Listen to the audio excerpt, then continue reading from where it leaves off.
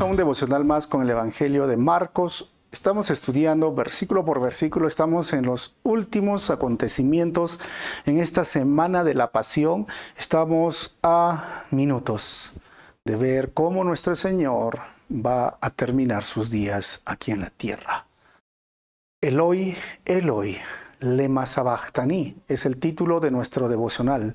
Eloi, Eloi, lema sabachthani. Estoy usando la NTV y Marcos 15, 33, 35 dice: al mediodía, la tierra se llenó de oscuridad hasta las 3 de la tarde. Y luego a las 3 de la tarde Jesús clamó con voz fuerte: Eloi, Eloi, lama sabachthani, que significa: Dios mío, ¿por qué? ¿Por qué me has abandonado? Hermanos, 3 horas de tinieblas. 3 horas donde el sol se ocultó, donde la creación gemía por su creador, que estaba siendo crucificado. 35. Algunos que pasaban por allí entendieron mal y pensaron que estaba llamando al profeta Elías. Y uno de ellos corrió y empapó una esponja en vino agrio, lo puso sobre una caña de junco y la levantó para que él pudiera beber. Esperen, dijo, a ver si Elías viene a bajarlo. Nuestro Señor tenía una sed fuerte por todo lo que había sufrido, y el vinagre era una forma de ayudar a calmar esos dolores.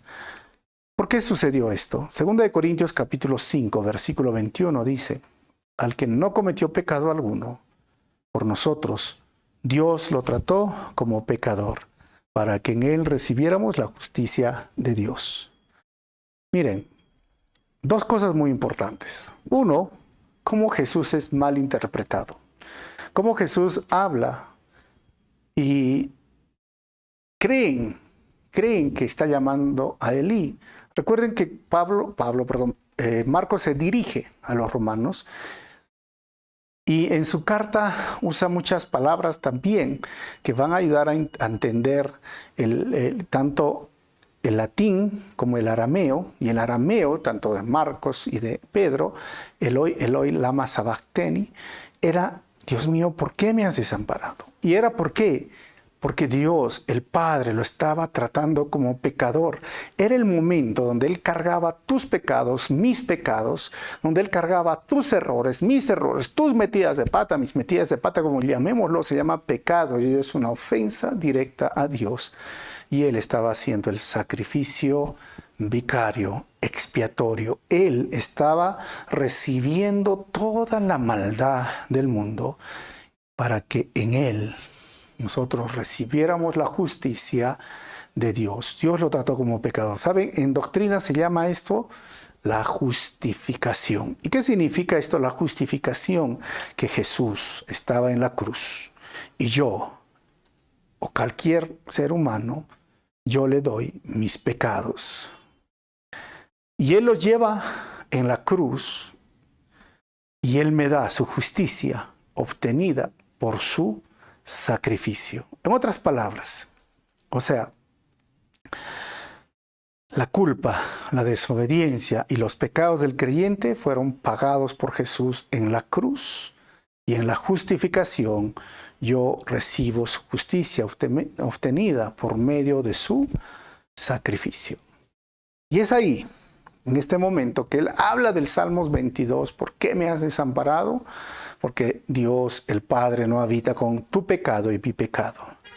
Y entonces toda la ira caía sobre Él, y por eso Él iba a morir. 3 horas estuvo agonizando, desde las 12 hasta las 3 de la tarde. 3 horas que la creación gimió por su Creador. 3 horas llevando el pecado de todo el mundo. Y a través de este sacrificio y de su muerte obtuvo la justicia. Es decir, la justicia de Dios fue satisfecha o cumplida, o ya fue placida en Jesucristo, en el sacrificio, en la forma cruel de su muerte. Y esto es como que yo le entrego mis pecados, creo en Él, Él me perdona, Él me hace una nueva criatura, me regenera y me entrega a mí su justicia obtenida por medio de su sacrificio, su muerte y su resurrección. Por eso hoy yo soy declarado justo, tú eres declarado justo, nosotros somos declarados justos, no porque seamos justos, no porque seamos buenos, sino porque Él fue justo, porque Él obtuvo la justicia de Dios por su muerte vicaria en la cruz.